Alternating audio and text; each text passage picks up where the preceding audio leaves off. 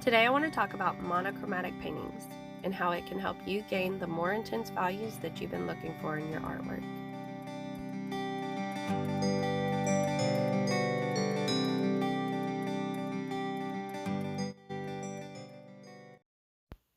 I want to start off by talking about water control.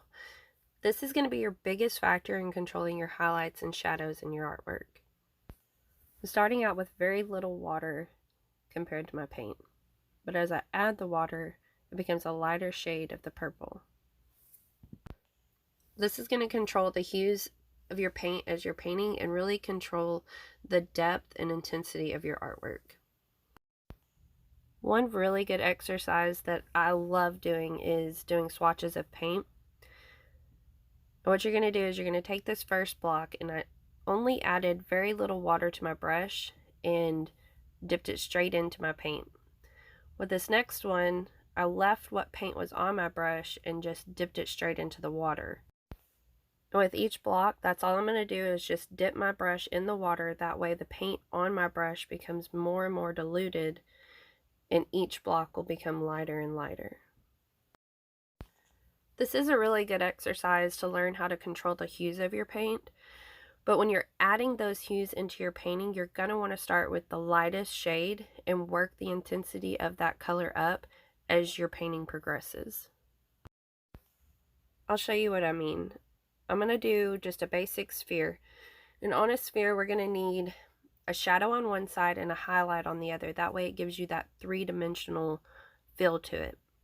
So what I'm going to do is I'm going to start with the lightest hue of purple that I just did, which is basically just the rinse water for my paintbrush. With each layer, I'm just going to add just a little bit more paint to my water to help build up that shadow on that one side.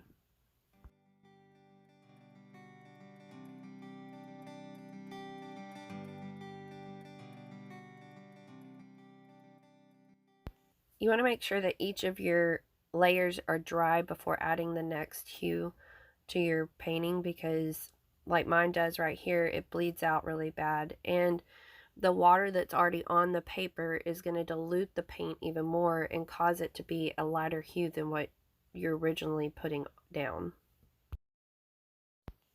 And that's how you're going to use that to build up a shadow on an object. And for building up a shadow that an object is casting, you're going to be using the exact same method.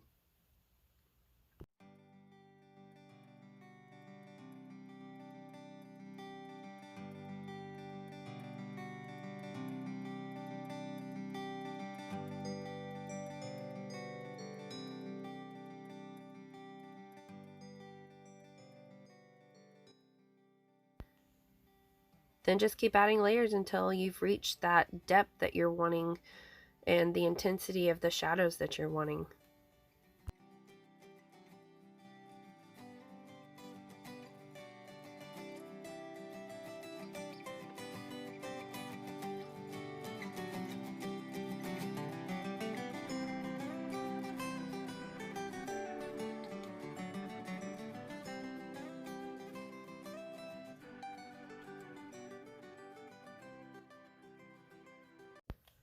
Now I'll show you how to apply this to an actual painting. And in this painting, I did speed it up just so that the video wasn't terribly long. But as you can see, I'm starting out with just a very light wash, and where I want any part of my painting to be darker, I'm adding a second layer to that while the paint is wet.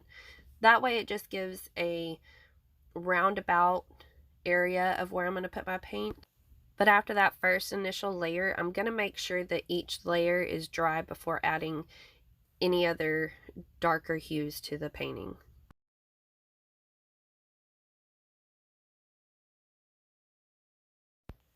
And with the monochromatic paintings like this, you're going to want to try to keep as much white space as possible, because once you put that paint down, you're not getting it off. You can lift it to a certain extent by mopping it up with your paintbrush, but if you're wanting just a very light highlight, it's best to just leave as much white area as possible, or the lightest hue that you've put down, leave as much of that as possible.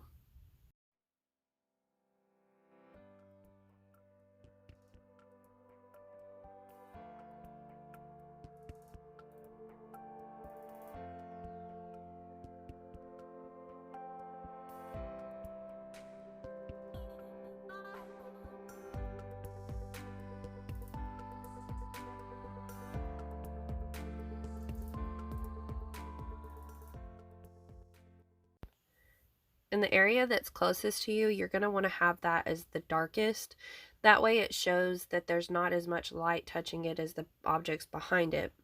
And then like with the grass right here, with having that first layer being a really light color, the second layer being a little bit more darker color, and then that very intense dark color that's going to be last, it's showing you that there is a three-dimensional object there.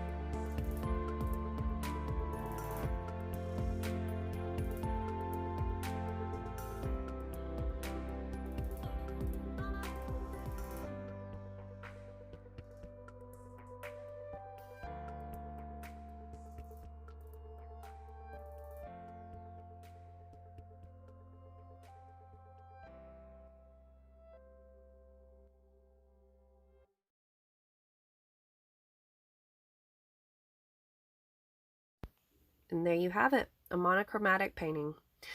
This is probably one of my favorite methods that I've learned since using watercolor, just because it did teach me how to control my paint, control my water, and to really bring depth and lots of value to my paintings. I hope this helped y'all as much as it's helped me, and thanks for watching.